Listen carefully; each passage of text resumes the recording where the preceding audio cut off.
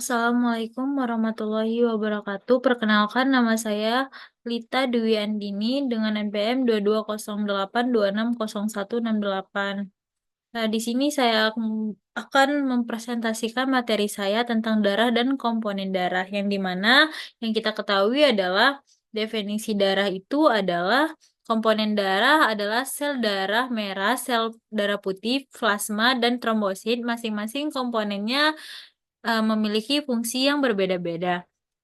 Darah adalah komponen dasar yang sangat penting untuk makhluk hidup, baik manusia maupun hewan. Peran penting sebagai fluida yang membawa nutrisi ke seluruh bagian tubuh dan membawa kembali eh, hasil metabolisme nutrisi tersebut untuk dilanjutkan proses ekskresi dari hasil metabolisme tersebut. Nah, suhu darah itu ada 38 Celcius dan pH-nya itu 7,35 sampai 7,45. Darah memiliki kandungan oksigen yang tinggi sehingga memiliki warna merah.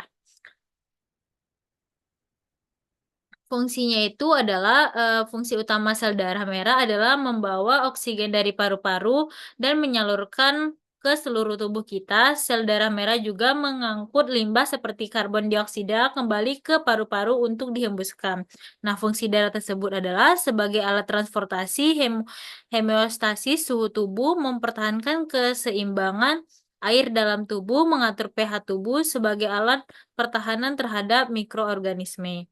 Nah, yang berikutnya ada berupa komponennya, yaitu ada sel darah merah ataupun eritrosit, yang dimana sel yang paling melimpah dalam darah sekitar 40-45% volume darah tersendiri dari sel darah merah bertanggung jawab untuk mengangkut oksigen dan menyebarkannya ke seluruh tubuh.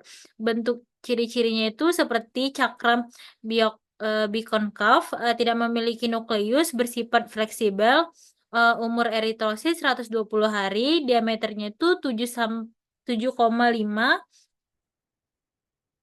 Eritrosit komponen darah besar, eritrosit laki-laki 5,4 juta sel. Terus juga untuk yang wanita 4,8 juta sel. Terus juga eritrosit itu berfungsi untuk mengangkut oksigen.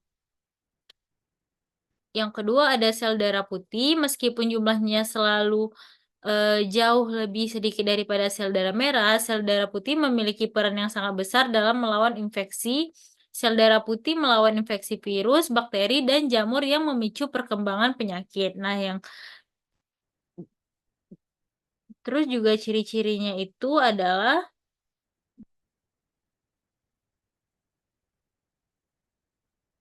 jumlah leukosit itu 4,3 sampai 10,8 dikali 10 sampai 10 sampai 9 liter. Leukosit juga sebagai pertahanan tubuh terhadap mikroorganisme. Terus juga yang next-nya ada trombosit, yang dimana tidak seperti sel darah merah dan putih. Trombosit ini sebenarnya bukan sel, melainkan fragmen sel yang lebih kecil. Nah, ciri-cirinya itu ada fragmen sel berukuran sangat kecil, berbentuk kepingan diameter 2 sampai 4 mikro, terus juga tidak memiliki inti sel. Umur trombosit itu 5 sampai 9 hari sebagai proses pembekuan darah.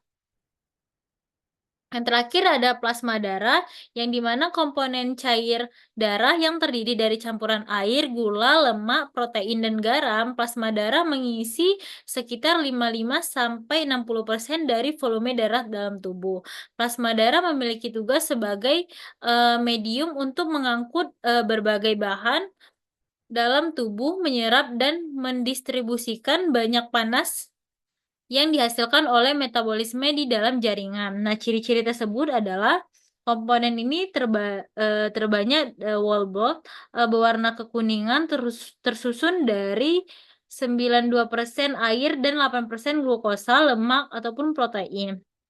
Protein plasma tersendiri dari albumin, globulin, terus juga ada fibrinogen dan lipoprotein, berperan menjaga hemostatis dalam darah.